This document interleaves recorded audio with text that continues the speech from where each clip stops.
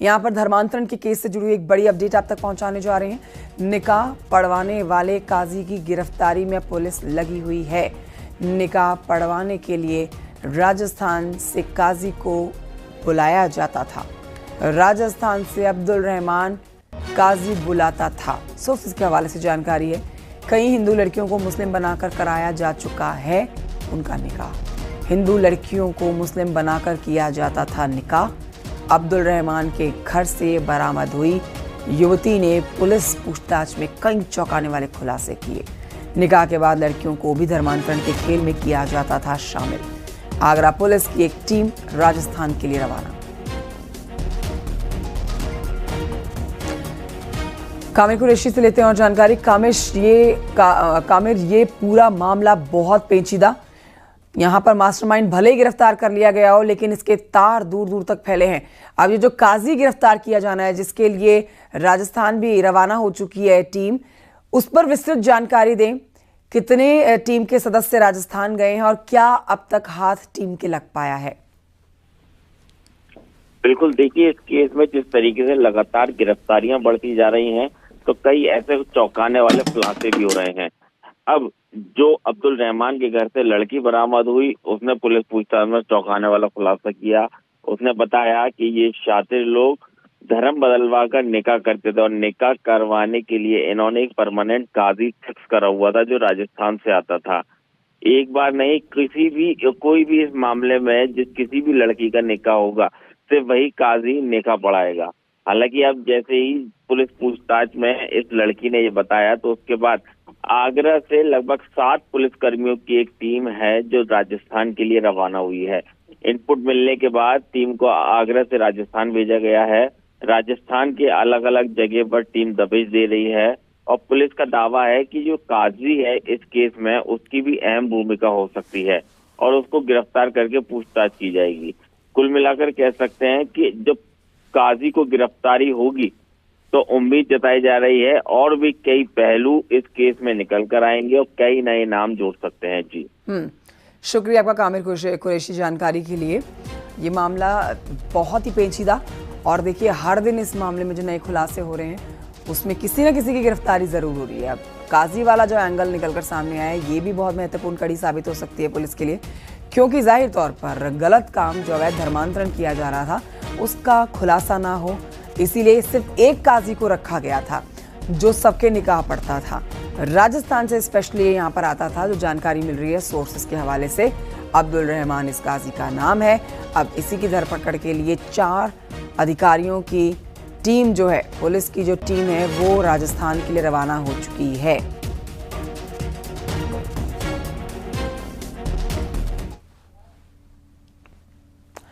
और ये बढ़ते हैं आगे, बरेली की खबर आपको बताते हैं, जहां पर जिला प्रशासन ने अभियान चलाकर बड़ी संख्या में गैर मान्यता प्राप्त अवैध मदरसों को चिन्हित किया है। इन अवैध मदरसों को नोटिस जारी किया गया है। जल्द ही अवैध मदरसों पर कार्रवाई की जा सकती है। बरेली में इन मदरसों की संख्या करीब 100 से ज्यादा है।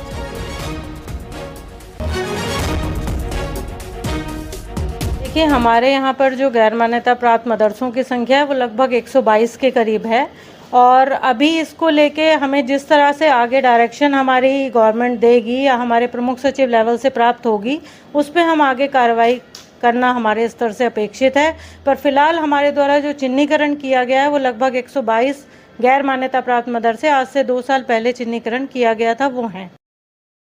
देखिए, ये जो मदारिस इस्लामिया हैं, इनके बारे में सौतेला व्यवहार आज नहीं हो रहा है, बल्कि ये समाजवादी पार्टी से इसकी शुरुआत हुई और अब ये जो है वो चरम पर है।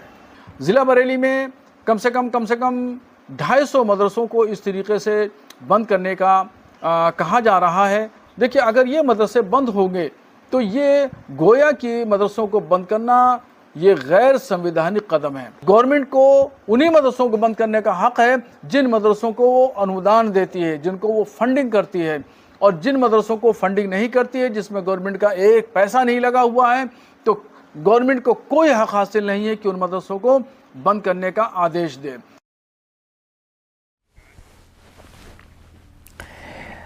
अयोध्या में बैकुंठ धाम में खड़ी बस में अचानक से आग लग गई। फायर ब्रिगेड और पुलिस की टीम ने हालांकि आग पर बमुश्किल काबू पा लिया। गनीमत रही कि हादसे में किसी की जान नहीं गई। बताया जा रहा है कि शॉर्ट सर्किट की वजह से इस खड़ी बस में आग लग गई।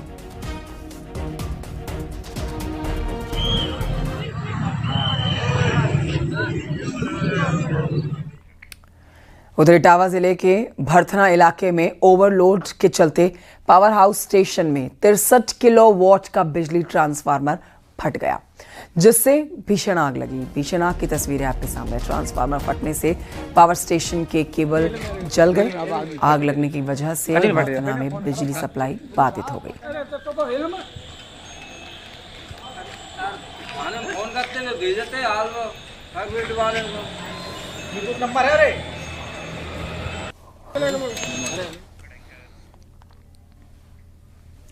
खबर लखनऊ से, जहां पर मॉल में एक लड़की से छेड़छाड़ और मारपीट की गई है। यह मामला प्लासियो मॉल के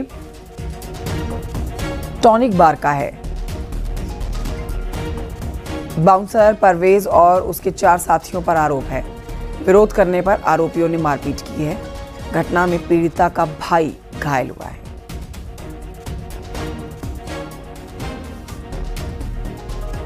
पुलिस मामले की जांच कर रही है और यहां आपको बता देते हैं कि आरोपियों पर मारपीट, छेड़खानी के साथ कई धाराओं में मुकदमे दर्ज कर लिए गए हैं।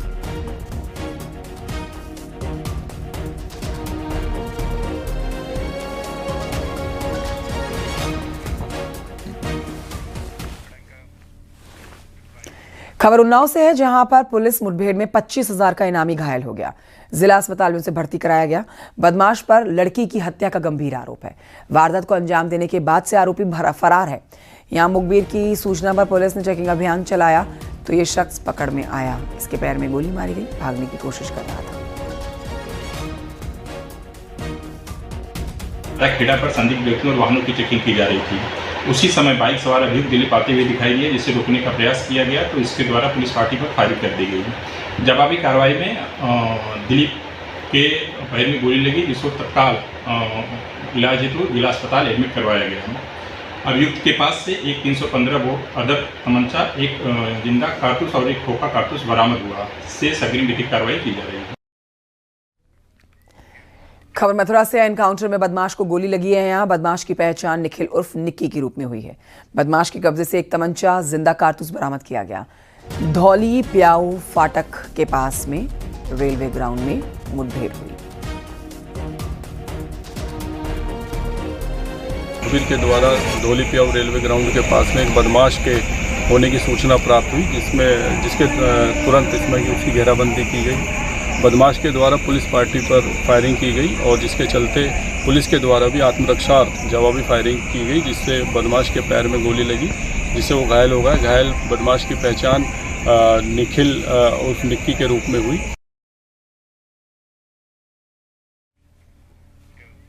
बदायूं से खबर, जहां पर बिलसी थाना पुलिस की 2 बदमाशों से मुठभेड़ हो गई। एनकाउंटर में दोनों बदमाश को गोली लगी है। हालांकि मुठभेड़ में एक सिपाही भी घायल हो गए हैं। पुलिस की सूचना पर यहां पर बागरपुर सागरपुर मार्ग पर 2 बदमाश बाइक से जा रहे थे। सूचना मिलते ही पुलिस ने बदमाशों को घेर लिया।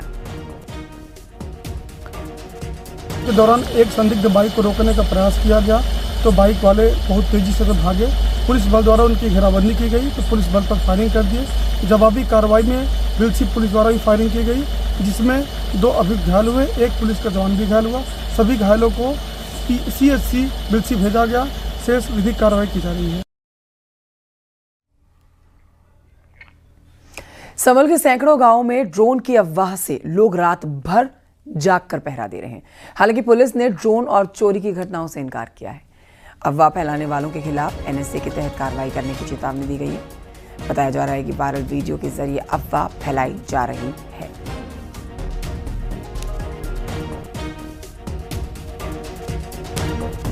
संभल के सैकड़ों गांवों में हजारों ग्रामीण रातों को चैन से सो नहीं पा रहे हैं। करीब एक सप्ताह से इन गांवों में यही स्थिति है। लोग रात जागकर गुजारते हैं। लोगों में अज्ञात ड्रोन का खौफ है, चोरों का खौफ है। हालांकि इस संबंध में जिले के SP ने किसी ड्रोन और चोरी की किसी घटना से इनकार किया है। वहीं उन्होंने साफ साफ कहा है कि अफवाह फैलाने वालों के खिलाफ कड़ी कार्रवाई की जाएगी। सुनील कुमार, न्यूज़ 18 संभल।